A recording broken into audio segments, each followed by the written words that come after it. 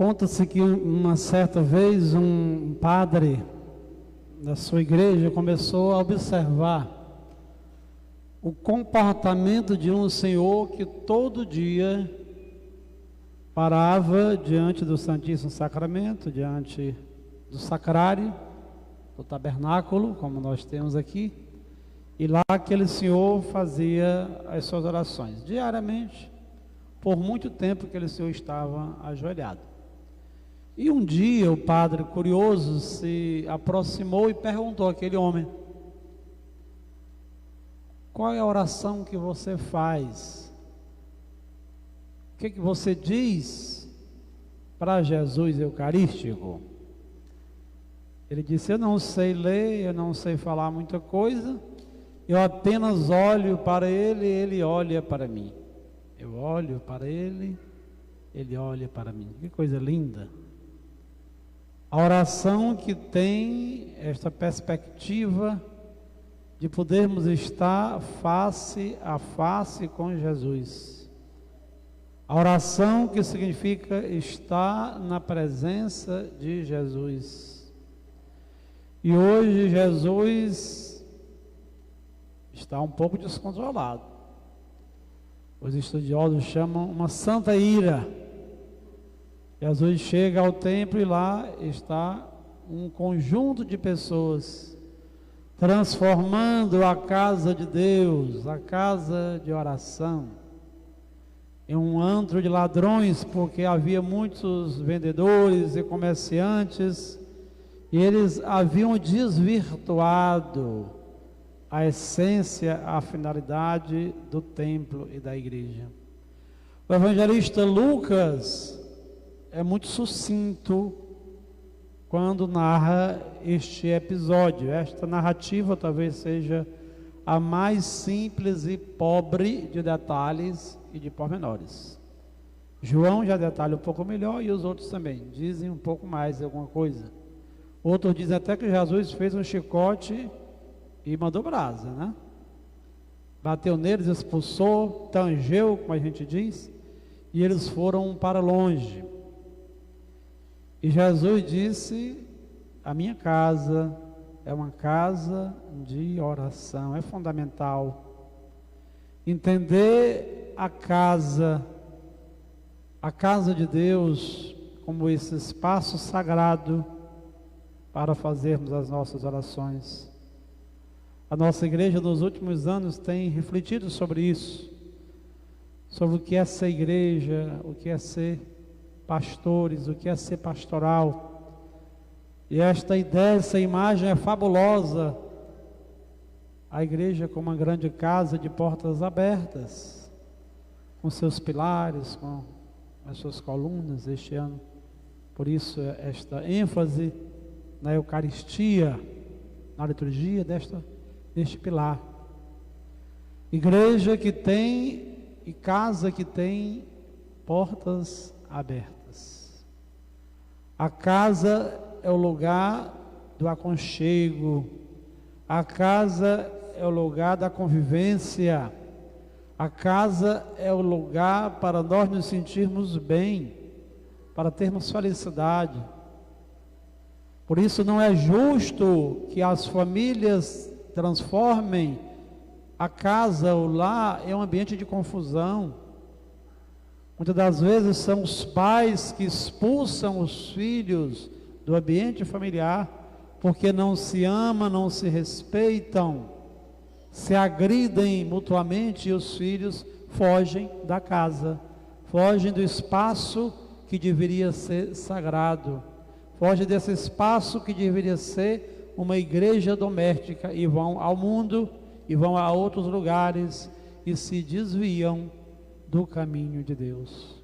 Casa é lugar para estarmos bem, casa é lugar para convivermos bem, é lugar para dialogarmos, para nos confraternizarmos, para celebrarmos. Isso é ser uma casa, é ser um lar, ser uma família. No que diz respeito à igreja, é bonita a imagem também, portas abertas. É ruim uma igreja que sempre está fechada. A pessoa quer fazer uma oração, a igreja está fechada. Portas abertas para acolher.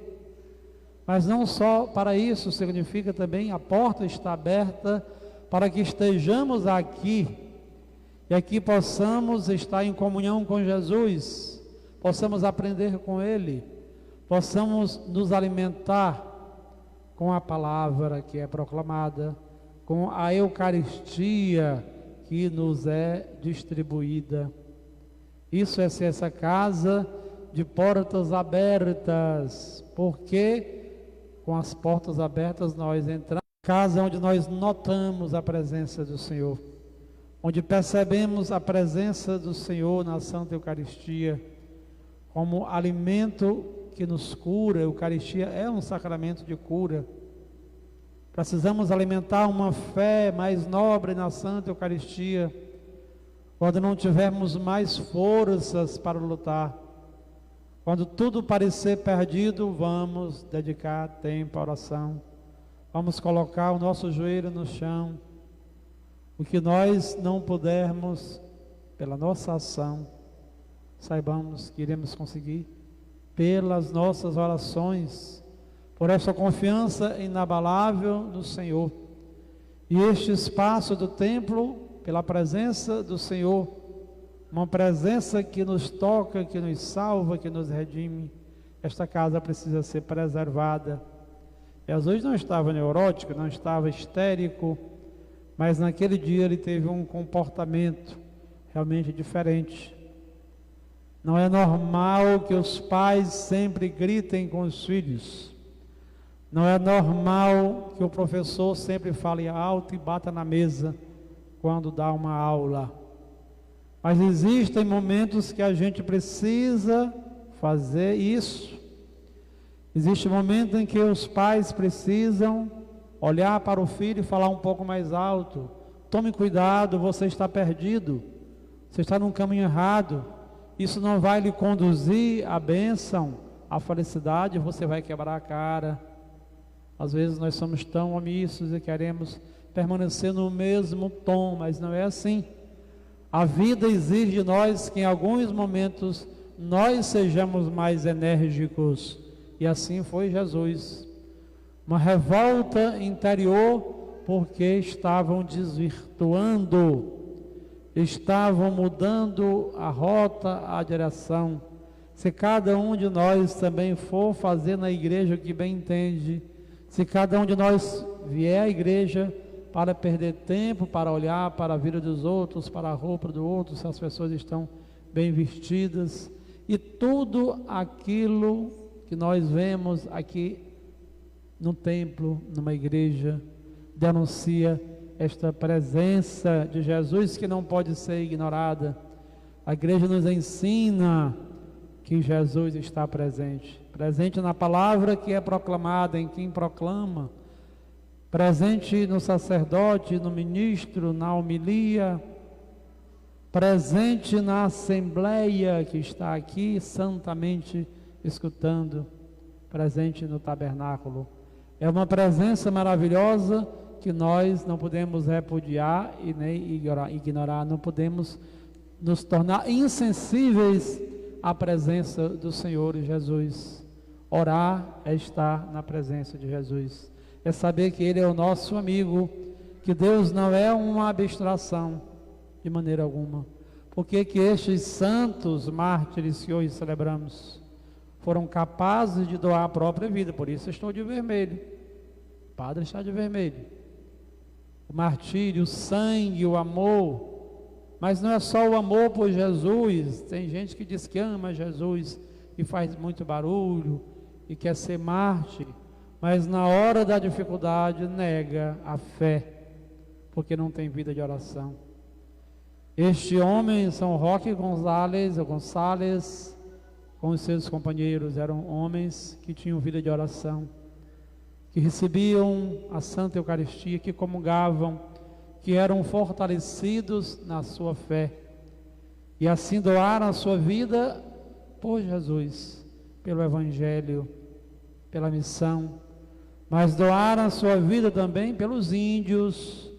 Reconheceram que na vida daqueles indígenas que eram humilhados, vilipendiados, escravizados, oprimidos, lá estava Jesus. A fé não é uma abstração, não faz de conta de a gente viver simplesmente com discursos bonitos.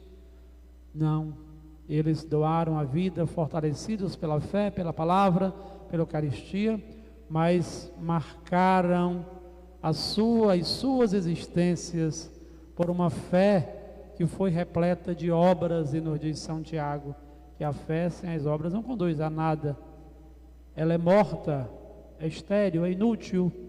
Queremos caminhar na presença de Jesus, queremos ter a sensibilidade para reconhecer que Jesus continua presente no mundo, presente na sua igreja, na palavra, na Santa Eucaristia, mas também presente no clamor dos que sofrem, dos que padecem, dos que são humilhados, dos que são desprezados.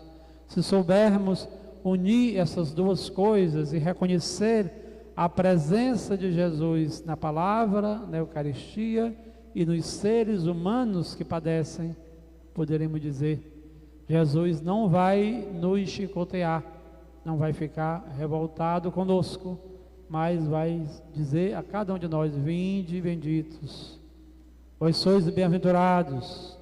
Esse é o desejo, esta voz que nós queremos escutar do Senhor.